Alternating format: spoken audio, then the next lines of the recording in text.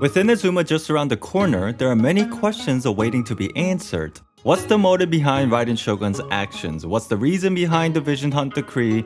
And what or who does this statue represent? Although we'll find out eventually, purely out of entertainment, I want to theorize on this topic using in-game references and real-life inspirations that MiHoYo used to create the story of Inazuma. Throughout the game, Raiden Shogun has been portrayed to be somewhat of an antagonistical figure. The people of Inazuma claiming that her view of the people is inconsequential, many believing that she is simply scared to lose her power and rule. But how much of this is actually true?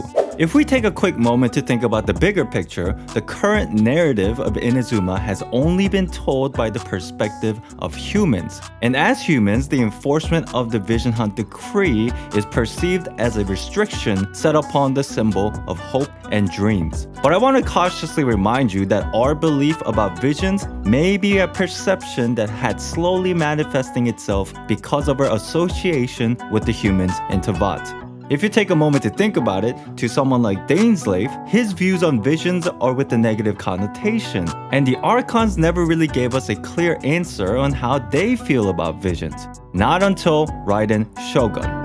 So what's her deal? Why is she being portrayed with such an antagonistic vibe? In the hopes to better understand her actions, we need to track down where the Vision Hunt Decree got its inspiration from. The Vision Hunt Decree originates from what's known as the Sword Hunt within the history of Japan. And of its 4 different variations, the second Sword Hunt, which was enforced by Toyotomi Hideyoshi during the Sengoku period, closely resembles the story of Inazuma. There are 3 distinctive correlations that can be seen when we compare the Sword Hunt to the Vision Hunt Decree. First, people were forced to give up their weapons. If they wanted to wield weapons, they had to work under the ruling body as a military samurai. This correlation can be directly seen in the game within the story of Kujosara, an officer that works under the ruling body who is seen utilizing her Electro Vision. Second, the Sword Hunt was followed by an expulsion edict, an act of monitoring and expelling anyone coming in or out of villages, mirroring the Sakoku Decree of Inazuma, which was issued by the shogun to shut down its borders. And finally, the confiscated weapons were melted down to forge a statue of Buddha, a sign of hope and prosperity for generations to come, represented in the game as the inlaying of visions upon the statue of the thousand-armed, hundred-eyed god, which I will describe in detail later in this video. As you can see from these 3 descriptions, the correlation is obvious. But what was the reason behind the Sword Hunt? Toyotomi Hideyoshi's Sword Hunt had a simple goal in mind: a unification of the nation through the ruling body for prolonged prosperity. With this ideology, Raiden's motives can be easily explained: centralization of power upon the ruling body for a never-changing eternity. Just like other Archons in the game, Raiden Shogun has her own ideals and methods, and as an Archon, how the people perceive her is inconsequential. For instance, Venti, being a bard, utilizes stories and poetry to portray his idea of freedom, as he believes that's the best way to lead the nation of Mondstadt. Zhongli, being a consultant, employs rules and guidelines to represent his ideals of contracts, as he also believes that's the best course of action for the nation of Liyue. Now, Raiden, the Shogun. As the Shogun, she uses her dictatorial powers and ruling body to pursue her goal of eternity. Again, a method that she believes is correct for the nation of Inazuma. Now, regardless of Raiden Shogun's methods being good or evil in the eyes of humans, just like Venti and Zhongli, she wants the best for her nation.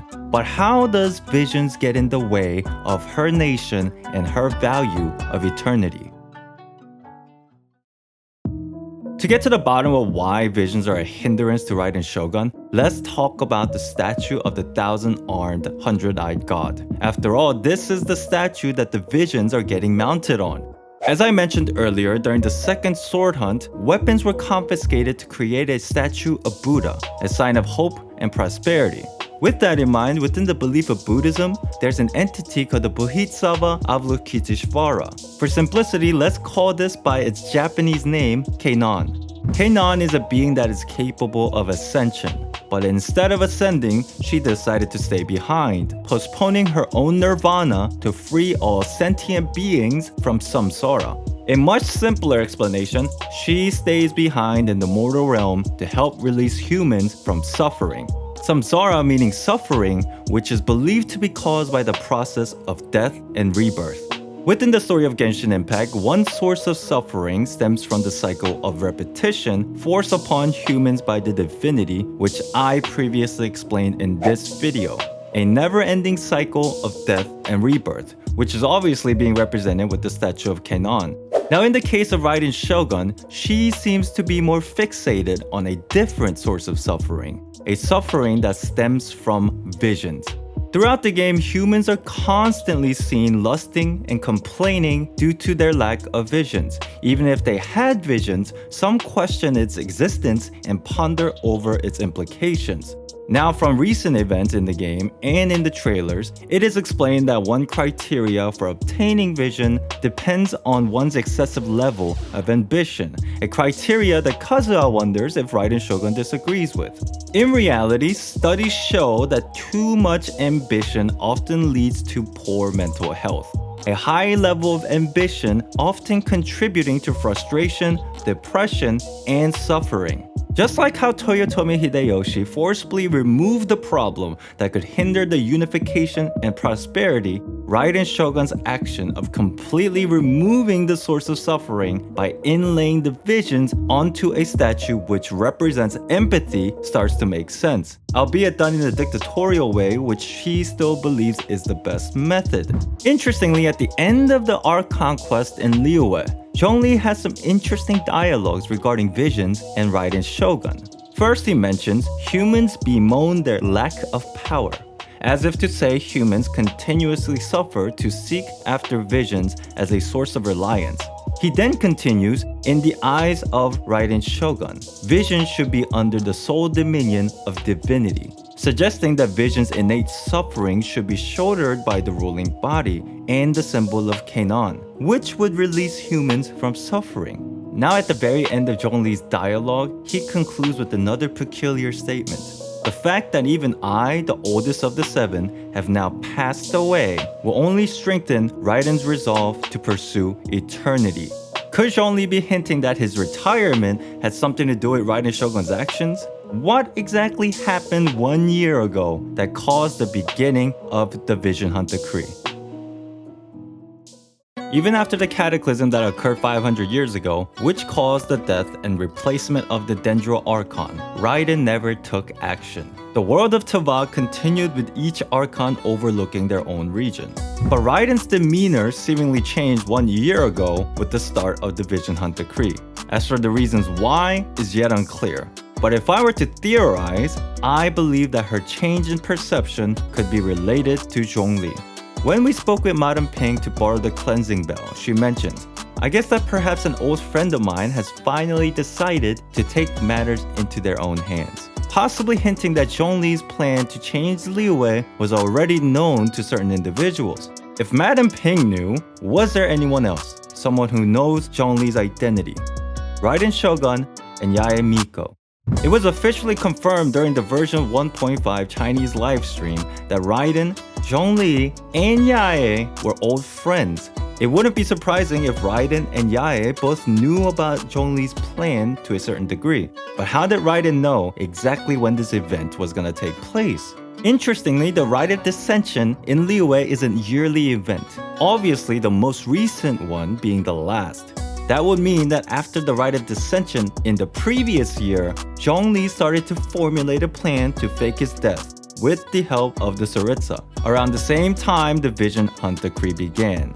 Although the details behind why Zhongli assisted Tsaritsa is bound by a contract, the basic details on how and who he worked with isn't much of a secret.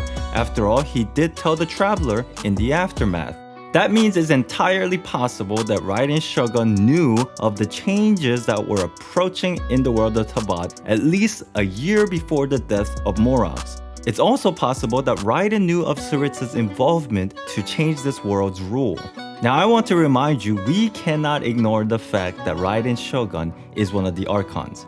the ones who knows the truth behind this world but refuses to divulge its information, just like Venti and Zhongli.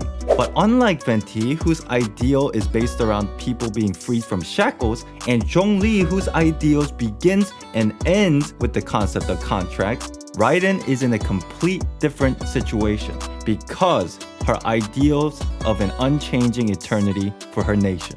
Now, even if Raiden wants to end the suffering of her people, with the lack of clear answers from the Shogun, it makes sense that the perception of the people in Inazuma are confused enough to start a resistance. So what could be the saving grace for the nation of Inazuma? I'm sure you have many questions regarding Yae Miko. As for what role she plays in the story of Inazuma is unclear, but many of you have probably been thinking, why does the statue of the thousand-armed hundred-eyed god resemble Yae? During the version 2.0 livestream, Xiao Lohao, the head of concept and story team, dropped a very important ideology that claims to persist throughout Inazuma. Instant flash of lightning that transpires into eternity. This concept was also confirmed to be connected to both Yae and Raiden Shogun. If the instantaneous change in Raiden Shogun's demeanor signifies the flash of lightning, that could mean that the symbol of eternity has something to do with the chief priest of the Narukami Shrine. But why Yae Miko? Do I have any evidence? By going back to the statue of Kenon, we may be able to find some connections between Kenon, Yae Miko, and the statue. So what kind of role would Yae Miko play in the story of Inazuma? Without a doubt, she will be an integral part of the story. But to what end? Although we will find out eventually, for the sake of theorizing, we might be able to get a vague idea by connecting some dots. Let's discuss the connections between Kenon, the statue in the game, and Yae Miko. As we discussed earlier, Kenon delayed her own ascension to save humans from suffering. But because there were so many people that needed help, Kenon ended up manifesting extra arms and heads, giving her the name the Thousand Armed Thousand Eye, mirroring the name of the statue in the game, the Thousand Armed Hundred Eyes. Besides this obvious similarity, there are many other aesthetic choices from Kenon that had been translated into the statue in-game and Yae as well. For example, Kenon was known to have a fanned peacock-like tail, often seen wearing a necklace. Again, two similarities that are shown on the statue. Now if we start to add Yae into the equation, things become even more interesting. Kenon was shown in many representations of having a halo along with the necklace, often wearing a white robe, and many paintings depicting her with the colors white and red, all traits which represents the design of Yae herself. To further add to this correlation, Kenon is represented with the lotus flower, the same flower embedded in Yae's necklace and her halo-like crown. To cap it all off, Kenon is sometimes shown alongside a Qilin. Qilin obviously being Ganyu inside Genshin Impact, and interestingly enough, Ganyu was also confirmed to be associated with Yae during the version 1.5 Chinese livestream. There's an obvious correlation here between Kenon, Yae Miko, and the statue. But why? Since Inazuma has yet to be released, the answer isn't so obvious. But judging from the ideas that we have formulated in this video, we might be able to get a grasp of the situation within the story of Inazuma. Raiden Shogun has realized that there's a change looming on the horizon. To pursue her ideals of eternity and to lead her nation, she begins to take matters into her own hands, in a method that she knows best: the enforcement of rules by using her status as the Shogun. Although her actions may be seen as abuse of power to the people of Inazuma, she is ultimately trying to accomplish a unification of her nation by removing the source of suffering caused by the vision, all through the idea of empathy represented by the statue and the involvement of Yae Miko, who is represented as the living embodiment of Kenon herself. The Vision Hunt Decree symbolized as the flash of instantaneous lightning, a beginning of change that will bring forth prosperity and a never-changing eternity for the nation of Inazuma. Now you may be thinking, bruh, you're looking into this way too deeply. Raiden Shogun is just scared to lose her powers. You may be correct. This is just my own theory after all. However, If I learned anything from playing through the game of Genshin Impact and spending months researching its story, I can say without a shadow of a doubt, there's more to the story of this game than meets the eyes. We cannot take everything at its face value. And to be frank, even this video. Cause remember, this is just a theory. If you enjoyed this video, smash like, consider subscribing, and make sure to check out my other videos on this channel. Thank you for watching, and I'll see you next time.